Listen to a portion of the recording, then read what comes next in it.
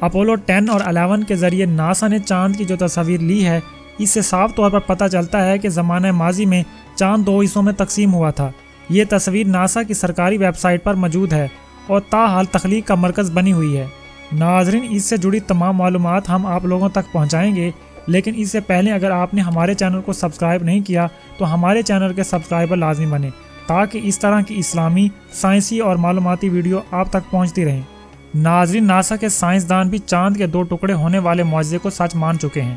NASA کی جانب سے جاری کردہ تصاویر میں راکی بیلٹ کے مقام پر چاند 2 حصوں میں تقسیم ہوا نظر آتا ہے۔ کیا واقعی سائنس اس بات کی تصدیق کرتی ہے کہ چاند کے 2 ٹکڑے ہوئے تھے؟ اس سے متعلق اہم واقعہ آپ سے شیئر کرتے ہیں، جس کو سن کر یقیناً آپ بھی حیران ہوں گے، جو 1400 سال پہلے ہونے والے اس واقعے کی تصدیق کرتا ہے۔ ناظرین، ایک ٹی وی انٹرویو میں مصر کے ماہر ارضیات ڈاکٹر زغول النجار سے میزبان نے قرآن مجید فرقان حمید کی اس آیت کریمہ کے متعلق پوچھا، جس کا ترجمہ یہ ہے: قیامت قریب آ گئی اور چاند پھٹ گیا، اور یہ اگر کوئی معجزہ دیکھتے ہیں تو منہ پھیر لیتے ہیں اور کہہ دیتے ہیں کہ یہ پہلے سے چلا آتا ہوا جادو ہے۔ انہوں نے جھٹلایا اور اپنی خواہشوں کی پیروی کی، اور ہر کام ٹھہرے ہوئے وقت پر مقرر ہے۔ ڈاکٹر زغول النجار نے اپنے میزبان سے کہا کہ اس آیت کریمہ کی وضاحت کے لیے میرے پاس ایک واقعہ موجود ہے۔ انہوں نے اس واقعے کی وضاحت کرتے ہوئے کہا کہ ایک دفعہ میں برطانیہ کے مغرب میں واقع کارڈف یونیورسٹی میں ایک لیکچر دے رہا تھا، جس کو سننے کے لیے مسلم اور غیر مسلم طلبہ کی کثیر تعداد موجود تھی۔ قرآن میں بیان کردہ سائنسی حقائق پر جامع انداز میں گفتگو ہو رہی تھی، تو ایک نو مسلم نوجوان کھڑا ہوا اور مجھ سے قرآن مجید فرقان حمید کی اس آیت کریمہ کی طرف اشارہ کرتے ہوئے کہا کہ سر، کیا آپ نے اللہ تعالیٰ کے اس فرمان پر غور فرمایا ہے؟ کیا یہ قرآن میں بیان کردہ ایک سائنسی حقیقت نہیں ہے؟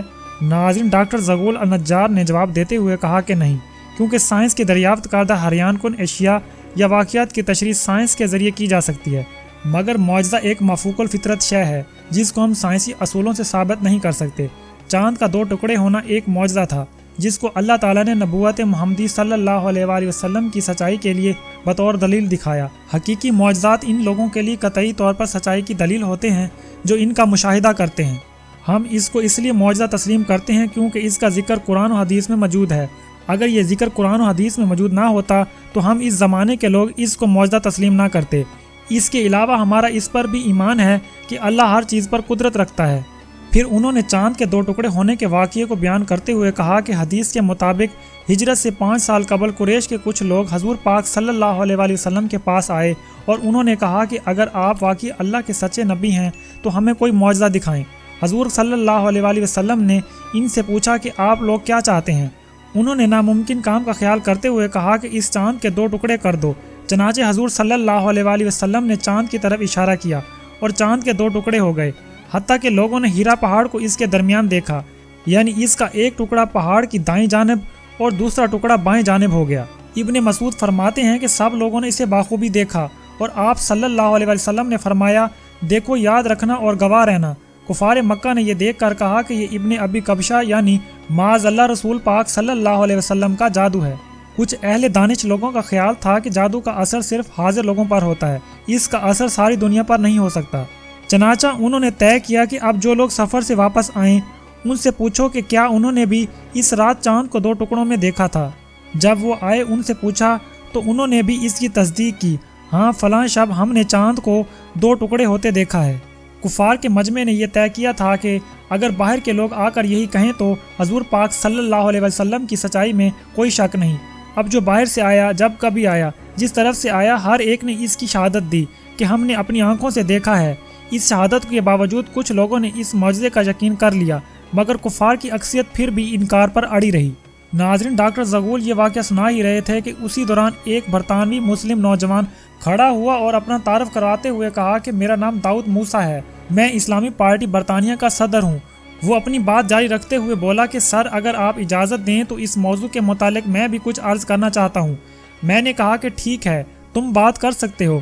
اس نے اپنی بات کو آگے بڑھاتے ہوئے کہا کہ اسلام قبول کرنے سے پہلے جب میں مختلف مذاہب کی تحقیق کر رہا تھا تو ایک مسلمان دوست نے مجھے قرآن شریف کی انگلش تفسیر پیش کی۔ میں نے اس کا شکریہ ادا کیا اور اسے گھر لے آیا۔ گھر آ کر جب میں نے قرآن کھولا تو سب سے پہلے میری نظر جس صفحہ پر پڑی اور وہ یہی سورۃ القمر کی ابتدائی آیت مبارکہ تھیں۔ ان آیات کا ترجمہ اور تفسیر پڑھنے کے بعد میں نے اپنے آپ سے کہا کہ کیا اس بات میں کوئی منطق ہے کیا یہ ممکن ہے کہ چاند کے دو ٹکڑے ہوں اور پھر آپس میں دوبارہ جڑ جائیں؟ وہ کون سی طاقت تھی کہ جس نے ایسا کیا؟ ان آیت کریمہ نے مجھے اس بات پر آمادہ کیا کہ میں قرآن کا مطالعہ برابر جاری رکھوں۔ کچھ عرصہ کے بعد میں اپنے گھریلو کاموں میں مصروف ہو گیا، مگر میرے اندر سچائی کو جاننے کی تڑپ کا اللہ تعالیٰ کو خوب علم تھا۔ یہی وجہ ہے کہ خدا کا کرنا ایک دن ایسا ہوا کہ میں ٹی وی کے سامنے بیٹھا ہوا تھا۔ ٹی وی پر ایک باہمی مذاکرے کا پروگرام چل رہا تھا جس میں ایک میزبان کے ساتھ 3 امریکی ماہرین فلکیات بیٹھے ہوئے تھے۔ ٹی وی شو کا میزبان سائنسدانوں پر الزامات لگا رہا تھا کہ اس وقت جب زمین پر بھوک، افلاس، بیماری اور جہالت نے ڈیرے ڈالے ہوئے ہیں، آپ لوگ بے مقصد خلا میں دورے کرتے پھر رہے ہیں۔ جتنا روپیہ آپ ان کاموں پر خرچ کر رہے ہیں، اگر وہ زمین پر خرچ کیا جائے تو کچھ اچھے منصوبے بنا کر لوگوں کی حالت کو بہتر بنایا جا سکتا ہے۔ بحث میں حصہ لیتے ہوئے اور اپنے کام کا دفاع کرتے ہوئے ان تینوں سائنسدانوں کا کہنا تھا کہ یہ خلائی ٹیکنالوجی زندگی کے مختلف شعبوں، ادویات، صنعت اور زراعت کو وسیع پیمانے پر ترقی دینے میں استعمال ہوتی ہے۔ انہوں نے کہا کہ ہم سرمایہ کو ضائع نہیں کر رہے، بلکہ اس سے انتہائی جدید ٹیکنالوجی کو فروغ دینے میں مدد مل رہی ہے۔ جب انہوں نے بتایا کہ چاند کے سفر پر آنے جانے کے انتظامات پر $1 کھرب خرچ آتا ہے تو ٹی وی میزبان نے چیختے ہوئے کہا کہ یہ کیسا فضول پن ہے، ایک امریکی جھنڈے کو چاند پر لگانے کے لیے $1 کھرب خرچ کرنا کہاں کی عقل مندی ہے؟ سائنسدانوں نے جواباً کہا کہ نہیں، ہم چاند پر اس لیے نہیں گئے کہ ہم وہاں پر جھنڈا گاڑ سکیں، بلکہ ہمارا مقصد چاند کی بناوٹ کا جائزہ لینا تھا۔ دراصل ہم نے چاند پر ایک ایسی دریافت کی ہے کہ جس کا لوگوں کو یقین دلانے کے لیے ہمیں اس سے دگنی رقم بھی خرچ کرنا پڑ سکتی ہے، مگر تاحال لوگ اس بات کو نہ مانتے ہیں اور نہ کبھی مانیں گے۔ میزبان نے پوچھا کہ وہ دریافت کیا ہے؟ انہوں نے جواب دیتے ہوئے کہا کہ ایک دن چاند کے 2 ٹکڑے ہوئے تھے اور پھر یہ دوبارہ آپس میں مل گئے۔ میزبان نے پوچھا کہ آپ نے یہ چیز کس طرح محسوس کی؟ انہوں نے کہا کہ ہم نے تبدیل شدہ چٹانوں کی ایک ایسی پٹی وہاں دیکھی ہے کہ جس نے چاند کو اس کی سطح سے مرکز تک اور پھر مرکز سے اس کی دوسری سطح تک کو کاٹا ہوا ہے۔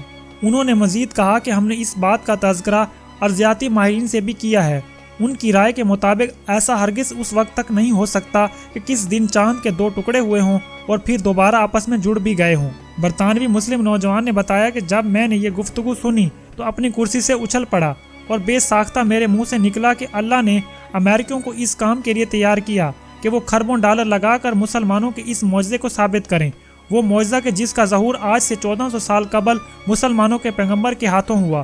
میں نے سوچا کہ اس مذہب کو ضرور سچا ہونا چاہیے۔ میں نے قرآن کو کھولا اور سورۃ القمر کو پھر پڑھا۔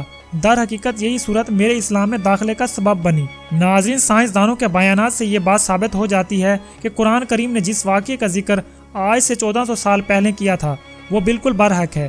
یہ نہ صرف قرآن مجید فرقان حمید کی سچائی کی ایک عظیم عالی شان دلیل ہے، بلکہ یہ ہمارے پیارے نبی حضرت محمد صلی اللہ علیہ وآلہ وسلم امام الانبیاء کی رسالت کی بھی لا ریب گواہی ہے۔ اللہ تعالی ہمارے ایمان کو اکمل و کامل کرے اور ہمیں قرآن و حدیث کے مطابق اپنے اعمال کو سنوارنے کی توفیق عطا فرمائے، آمین۔ ناظرین، یہ تھا ہمارا آج کا موضوع۔ امید کرتے ہیں کہ اس ویڈیو سے آپ کو کافی معلومات حاصل ہوئی ہوں گی۔ مزید اس طرح کی اسلامی، سائنسی اور معلوماتی ویڈیو دیکھنے کے لیے ہمارے چینل کو سبسکرائب کریں۔ ملتے ہیں اگلی شاندار ویڈیو میں، تب تک کے لیے اللہ حافظ۔